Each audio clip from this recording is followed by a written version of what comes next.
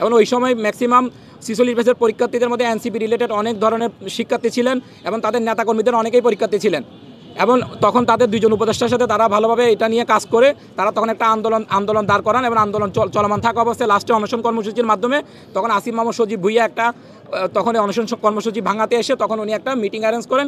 ওই মিটিং থেকেই আমাদের রোডম্যাপটা হয়ে যায়, ওনাদের জন্য 2 মাস বাড়িয়ে নেন এবং আমাদের এই যে টাইমটা আমাদের পাওয়ার কথা ছিল, পরবর্তীতে আমাদের বিসিএসটা কমপ্লিট করতে গিয়ে আমাদেরকে পর্যাপ্ত রিটার্নের সময় দিতে পারতেছেন না, কারণ আমাদের স্যারের টার্গেট হচ্ছে ডিসেম্বরের মধ্যে উনি এই বিসিএসও কমপ্লিট করতে হবে, কারণ ওনার জানুয়ারিতে নতুন বিসিএসে হাত দিতে হবে। তো উনি এই ক্ষেত্রে আমাদের জন্য সময়টা ওইখানে দিয়ে দিয়েছেন।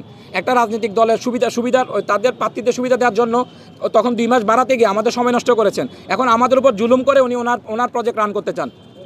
ক্লিয়ার? এখন ছাত্র উপদেষ্টা হিসেবে আপনি আসিফ মাহমুদ সজীব ভুইয়ার নাম বলেছেন, এছাড়া আপনি বলেছেন 2 জন ছাত্র উপদেষ্টা, আরেকজন কাকে? আমি ব্যক্তিগতভাবে মাহফুজের বাসায় গিয়েছি 2 দিন, আমি ওনার সাথে 2 দিন চেষ্টা করে অনেক কষ্ট করে আমাদের বিসি স্যারের মাধ্যমে ওনার অ্যাপয়েন্টমেন্ট নিয়েছি, ওনার সাথে দেখা করেছি।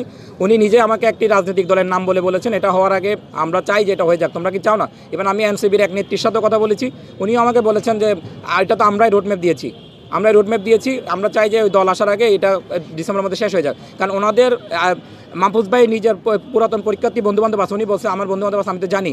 তো ওনার বন্ধুবান্ধব ওনাকে অবশ্যই বলতেছেন যে ওনারা যেহেতু পুরাতন ব্যাচের, ওনাদের সম্পূর্ণ প্রিপারেশন নেওয়া আছে, ওনারা 1.5 বছর পড়াশোনা করে 3 মাস আগে একটা পরীক্ষা দিয়েছেন, 3 মাসের মাথায় যদি একই পড়াশোনায় আরেকটা পরীক্ষা পাইতে এটা তো লাড্ডুর মতো।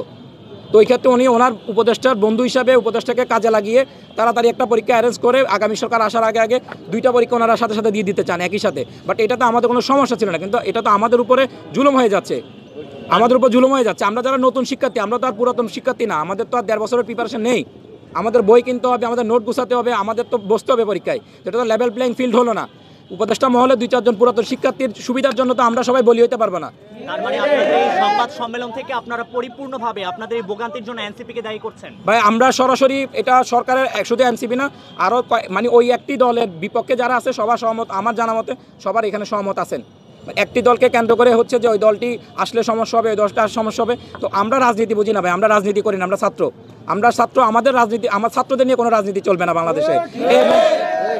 এই মঞ্চ করার একটাই কাজ, ভবিষ্যতে যদি কোনো ছাত্র সমাজের সাথে, কোনো ছাত্রদের সাথে, কোনো ব্যাচের সাথে যদি কোনো অপরাধ হয়, সরাসরি এই শহীদ মিনারের পাদদেশে এসে আবার একটা মঞ্চ করা হবে, আমরা আসবো তখন তাদের পথে করে একই নামে।